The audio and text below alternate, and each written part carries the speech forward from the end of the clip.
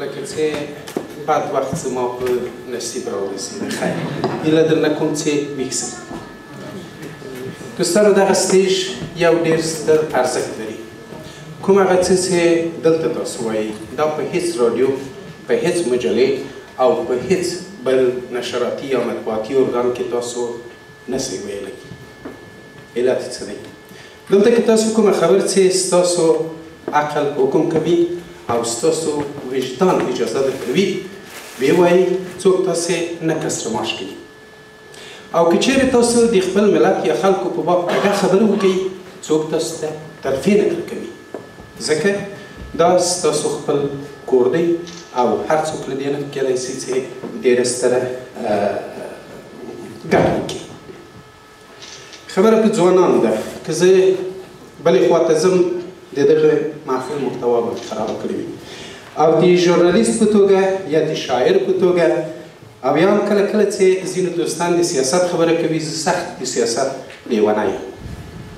په دې دریو برخو کې به زه ډېرې لنډې رڼاوې دوستانو ته واچوم اول د ژورنالیزم په برخه کې تر اوسه دوستانو چې ویبپاڼې چړې وي دلته یې خبرې وکړلې خپلې ستونزې یې درلودلې تاسو پرې پوه شوئ د دوی ټولې ستونزې که چیرې د هغوی په موقف کې اوسېږئ تاسو یې حتما په خپل رګ او پوست درک کولی شئ اما متاسفانه کله یې چې لولئ بیا د پردې شا نسو لیدلی زه یو کوچنی مثال د دغې لویدیځې نړۍ ورکوم دوی وایي چې بېطرفي دا مضمون چې خپرېږي زه مسؤلیت نه لرم داسې نه دی ژورنالیزم ماموریت نه دی ژورنالیزم رسالت دی تاسو کولی شئ په ملي رسالتونو کې دا واچوئ دا تاسو کولی شئ چې په انساني رسالتونو کې یې واچوئ دا تاسو کولی شئ چې په مسلکي رسالتونو کې یې واچوئ نو که چیرې تاسو د لویدیځو مطبوعاتو شبکو ته وګورئ زه چون له انګلستان راغلی تاسو ته کوچنی مثال درکوم 4 تلویزیوني شبکې دي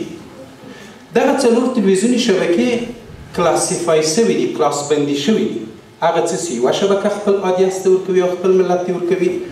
دوهمه په هغې کې غرض نه کوي هغه څه چې دوهمه ورکوي درېیمه بیا خپل آدینس لري خپل خلک لري یعنې خپل خلک یې کټګوري کړي دي چې زه د چا لپاره خپرونې کوم ګارډین ده معتبرترینه ورځپاڼه ټایمز ده معتبرترینه ورځپاڼه همداسې راځي تر ډیلی میرر او سن دا خبرې نومیږي تر هغه بیچاره او مظلومو کسانو نه چې پرته له فیشن او مود او دیوید بیکم نه په بل شي نه غواړي وغږېږي هغه ته هم مجلس ده زموږ دغه دوستان که چیرې د خپلو ټولو هغه استقلالیتونو تر څنګ یوه ملي مشورتي غونډه په خپل ځان کې ونیسي چې احسان صاحب دا ستا دا زما په دې برخه کې ته بریالی یې په دې برخه کې زه دغه آدینس ستا دی دغه زما دی زه د دغه لیول لپاره او ته یې د دغه لپاره راکړه زه د رحمان بابا د خوشحال خان او د احمدشاه بابا لپاره وایم او ته یې د ځوان نسل برخه در وپېره دا به د دوی کار ساده کړي زیات نصیحت نه کوم چې څوک کله اداره باندې ونه کړي او بله خبره دا ده چې خپله د ژورنالیزم په باب شاید ډېر کسان بېلابېل تصورونه ولري زه هم دغه وینا ستاسو په اجازه راواخلم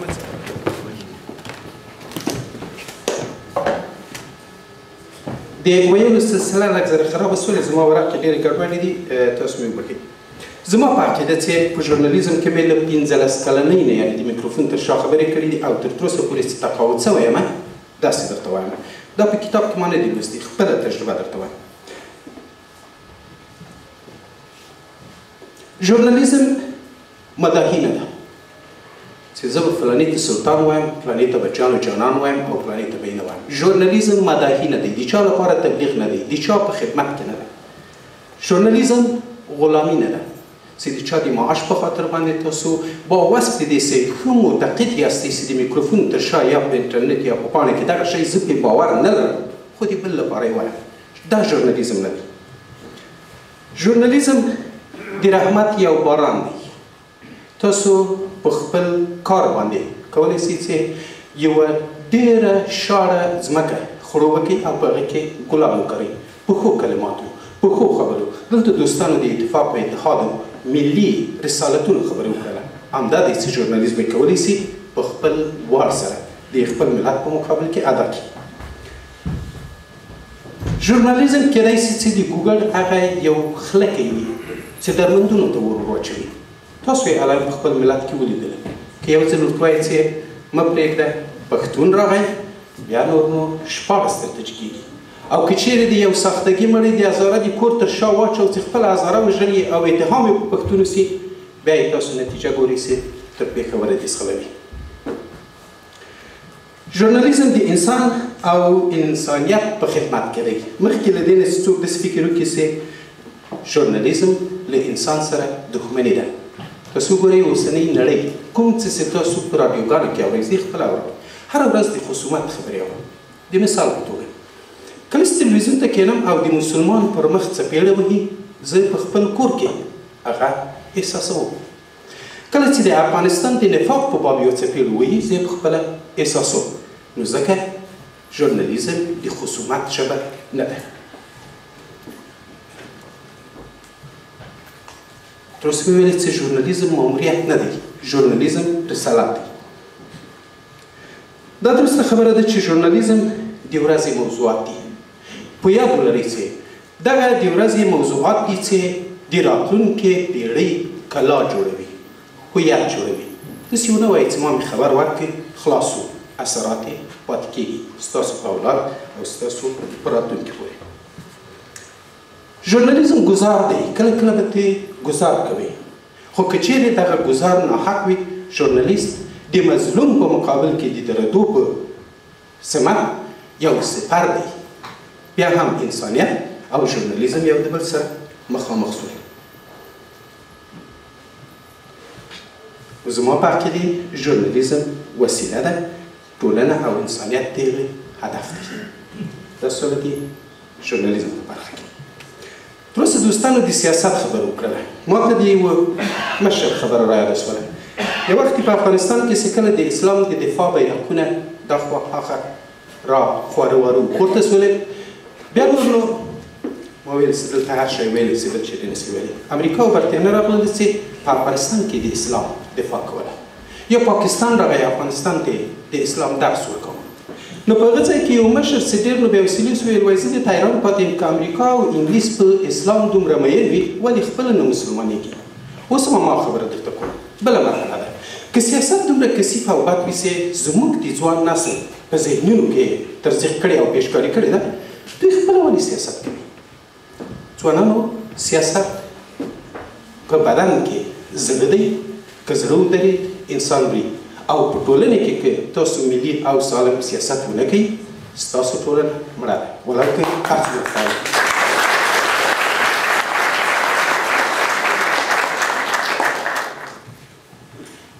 نننی محفل ما ته یو څه رایادوي او هغه دا ده چې دا ملت لا هم خوځېږي. په دې ملت باندې په میلیونونو مصرف شولې، په بیلیونونو مصرفېږي چې ودرې مړېږي. دا نه مري او دا یو ښه زیری دی. نننی محفل د هغې یو شاهد دی. شکر د نقاب نشته. درېیمه برخه د شعر دی. وایي ځوان شاعر، تاسو ګورئ که نه یو چا په ما باندې ټوکه کوله، وایي ته ځوان یې خو سر دې سپینوې. ځوان شاعر په دې راته ویلي چې شعرونه مې خام دي، خیر دی، خو بیا هم درته وایم چې هغه کسان چې دلته پاخه شاعران دي او دوی له شعر و هنر و ادب د شعر په ټولو معنوي ارزښتونو او ښکلا باندې پوهېږي. زه کله چې له شعر نه د سیاست د ګزار په وسیلې کې استفاده کوم، درانه شاعران ما وبخي، د بودا خبره ده. کله چې زه یو څه وایم زما خپل شخصي نظر دی، هدف مې په چا تعرض نه دی. که په چا بیا تعرض وي نو تاسو په خپل عظمت سره ما وبخي، شاید زه به نه پوهېږم. راپیاد شو چې وایي طالب، بیا راپیاد شو د دغه دوست خبره هم چې وایي دلته ویل چې وایي طالب څنګه سړی پېژني، وایي چې پښتو وایي. نو بیا کله چې زه په دغه طالب و هغه طالب کې فکر کوم، دا له هغه سره هېڅ اشتي نه لري. یو قلم خبرې کوي او بل دی ټوپک، ځکه مې دغه څلوریزه دواړو ته ډالۍ ده. وایي نارینه په دواړو لاسو یې علم وي، نارینه په دواړو لاسو یې علم وي، په یو کې یې ټوپک بل یې قلم وي. نارینه په لاس یې توره غلیم وژني په بل لاس یې زړه نیولی د صنم وي خپل بچی به له غلیمه ساتي ډېر کسان وایي چې دغه 30 کلنه غمیزه ولې نه خلاصېږي بیا هم د سیاست خبره ده بیا مې دا څلوریزه ورته لیکلې ده په دا اوسني حالات کې وایي څه کوي چې څرنګه او چا وکړل څه کوي چې څرنګه او چا وکړل وروسته به پرې پوه شي چې لالا وکړل لمر په ډوبېدو دی توره شپه راځي اوس خو به یې جوړ کړو چې هر چا وکړل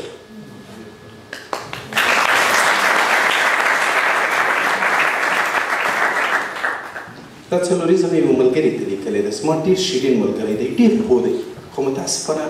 ډېرې نیمګړتیاوې لري دا یې غته ډالی دی نوم یې نه اخلي وایي بې وجدانه به څوک څه عاقل شي ډېر عاقل دی خو کمی لري بې وجدانه به څوک څه عاقل شي با وجدانه به څوک څه باطل شي که وجدان او عقل دواړه سره یو کا سپین چپین چې پریشانه چپه کاکل شي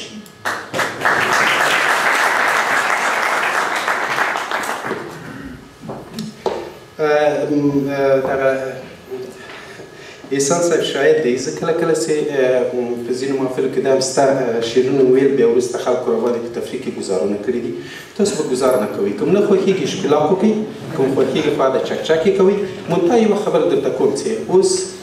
دغه د بوټ مسله هم رواج شوې ده وروسته له هغه نه چې بوش په عراق کې په بوټ ووهل شو بیا دوی دغه د بوټ ویشتل په قانون د تروریزم کې راوستل او د افغانانو بیا جزا فرق لري نور څوک که گیر کړي ګانتانامو ته یې لیږي په دې جزا اما افغان بیرته خپل وطن ته لیږي هو ما ته به اشکالات کوي زه په خپل کار پسې ځم ما احسان جان وایي د ملا شعر راته ووایه منظور مې هغه ملا نه ده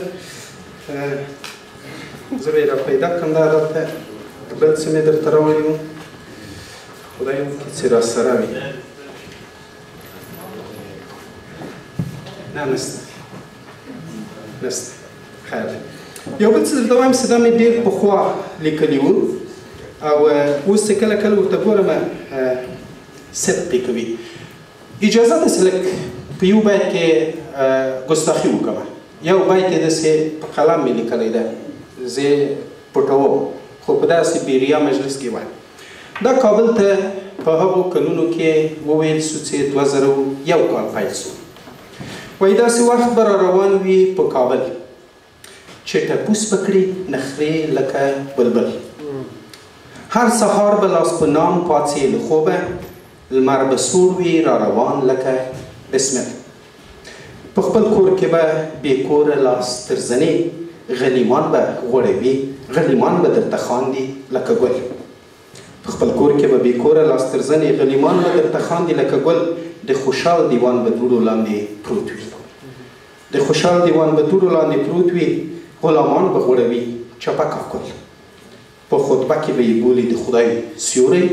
په ښي لاس به کړي له کیڼې خوا لیکل کلیسا به لکه ناوې وي ولاړه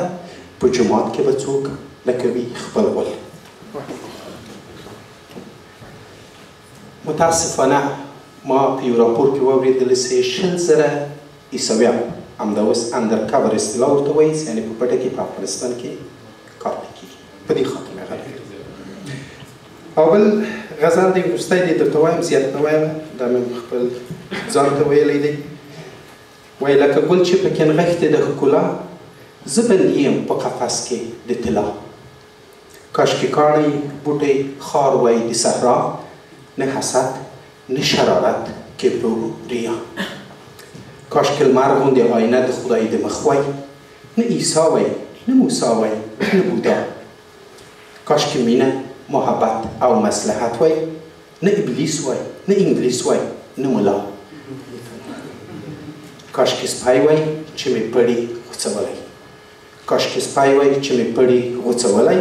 نه پر تخت د غلامۍ لکه پاچا